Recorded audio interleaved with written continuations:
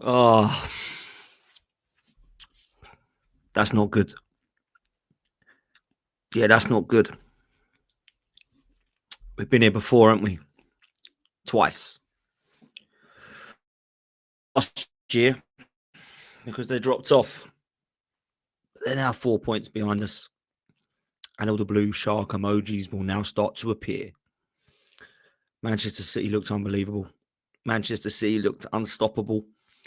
And there's certain players just coming into the mix at the right time for them now. They didn't just rely on Erling Haaland today. In fact, he was nowhere near man of the match. Jeremy Doku absolutely cooked, destroyed.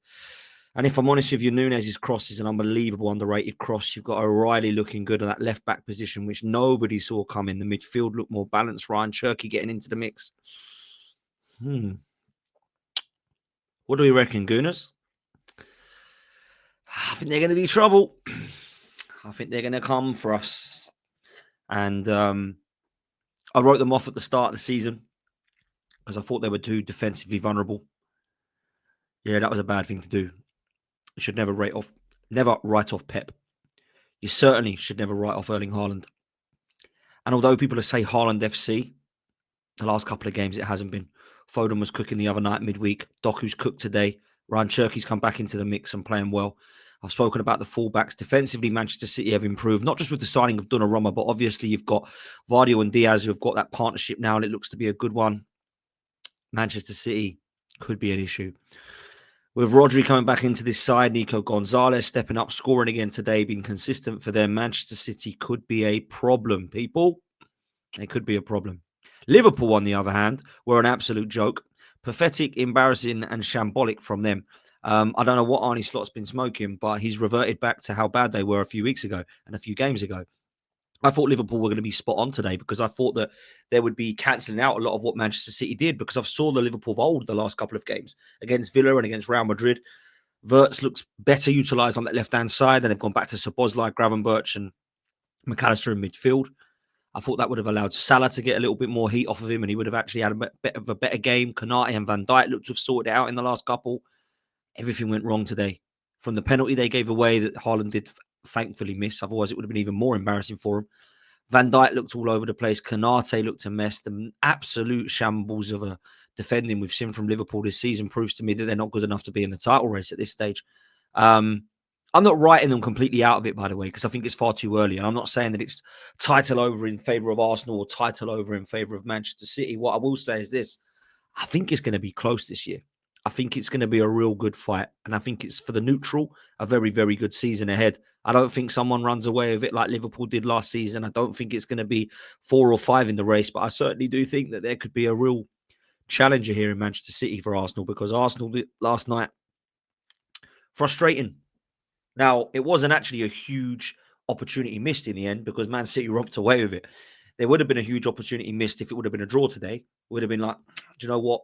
That's annoying because we could have actually jumped both of them, not just one. But last night proves that Arsenal just need to do their job. And the only question mark I have is, what is this Arsenal side learned from the last couple of seasons? Last season, we weren't in a title race, but the season before that, we were right till the last game of the season. And the season before that, we went 8 points clear. Now, we've been in a position where we've had the lead and we failed. We've been chasing and we've failed. And we've been chasing Liverpool and never really caught them up ever to be in a title race. So we've kind of been unsuccessful, both chasing and leading. What would we rather be? I'd rather be leading the whole time. I've got to be honest with you. But the squad we've got now, players we've got to come back. It ain't all over and, oh my God, it's doom and gloom. What people are doing is they're getting PTSD, and what rivals are doing is they're laughing, saying it's going to be happening again. We can't allow it to happen again. Nothing has changed other than Manchester City have clawed back 2 points. We were 6 points clear. So we now see ourselves 4 points clear going into the international break. Now, if I asked any Arsenal fan that, they would have bitten my hand off for that. So let's remember where we are, right? Let's not lose our heads. But I tell you what, if there is any team I wanted to lose today, it was Manchester City. And they didn't. And it wasn't a 2-1 victory in the last minute. It wasn't a Erling Haaland penalty that won them the game 1-0. It was a comfortable victory that could even be classed as a battering. I thought they were outstanding going forward. I thought they were brilliant man for man. And if I'm honest, I thought it was men versus boys. Liverpool crumbled. They didn't even turn up. In the first 20, it looked like Liverpool were just training session out there. And then when they miss the opportunity to go 1-0 up with the Haaland penalty, there's an opportunity for Liverpool to get back into it. Then when they go 1-0 down, Van Dijk equalise. And I have to say, incredibly harsh. Not saying it because I wanted it to be 1-1. Man City would have won the game anyway. But that is an incredibly harsh decision that at a vital time could have swung the game a little bit differently.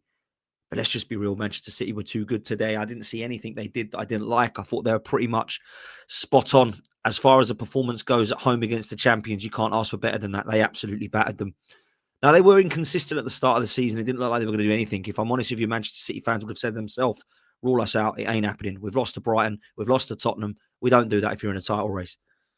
But if I'm honest with you, they started to claw it back now. They've started to look a little bit like the old City. I still don't think they're there yet. I don't think they're anywhere near the treble-winning City, and I don't think they're like the City that beat us on the last game of the season yet, with Kevin De Bruyne in the side and Gundogan and treble winners.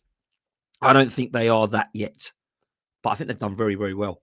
I think the introduction of Donnarumma and O'Reilly at left-back has actually made them look better, and I never would have thought that, if I'm honest with you, particularly O'Reilly. I thought he was a very good player, but I was under the understanding that he was higher up the pitch. He's been excellent at left-back, absolutely excellent at left-back. I think defensively, they've got their shape back now. I think Manchester City for a while were so reliant on Rodri, and I think Nico Gonzalez has definitely stepped it up. Ryan Cherky's coming back into the mix, and I actually do think that he's a very good player. I mean, I've always thought he was a bit of a baller from what I heard, but seeing him more now in the Premier League, you can see he's a talented boy. And I'm a big fan of Reinders, albeit he's not been consistent yet. I do think he's a player. Obviously, Foden is coming back into the mix now. And you've got Doku, who at the moment I think looks excellent. And I've never been a fan. I've always thought he was a little bit of a Adama Traore type. Maybe that's a bit of an insult, but you get my point. Like, flatters to deceive, does a lot of twisting and turning, but doesn't really get any GA. Now he's adding goals and assists to the game. That's a problem when you start seeing that. Then obviously you've got Marmoush, who's just come back, which I think is probably the only player that could play down the middle if Haaland was to get injured, because that's the only position people are looking at. Manchester City are a serious outfit, and they've got the best manager in the world. They've got the best striker in the world.